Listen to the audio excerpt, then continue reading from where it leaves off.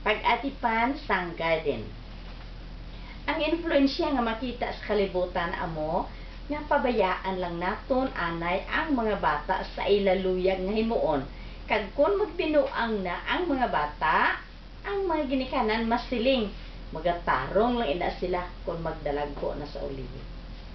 Apang kung mag-edad na sing mga 16 hasta 18, magarason ina sila para sa ila kaugalingon, kag bayaan na nila ang sala nga pamatasan.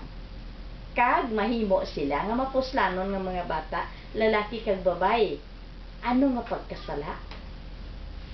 Sa mga tinuig gintugutan nila ang kaaway sa pagpanggas sang binhi sa garden sang tagipusoon. Nagaanto sila sang sala nga mga prinsipyo sa pagtubo. Niyan ang tanan nila nga pagpanikasog nga ginhimo, wala na simpulos.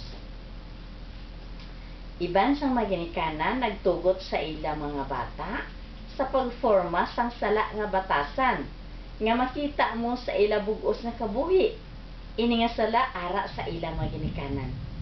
Ini nga mga kabataan nagprofesar nga mga Kristiyano, apang wala sing pinasahi nga buluhaton sang bugay sa tagipusoon kag maayo nga reformasyon sa kabuhi.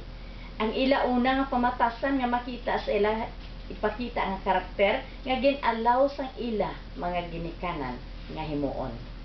Ang mga bata hindi pagpasugtan sa pagtuon sa mga malain kag mga maayo nga batasan nga wala pagsabdo nga kag magpaabot nga ang maayo amo ang magadominar sa ila kabuhi. Ang malain madasig magtubo sang sa maayo.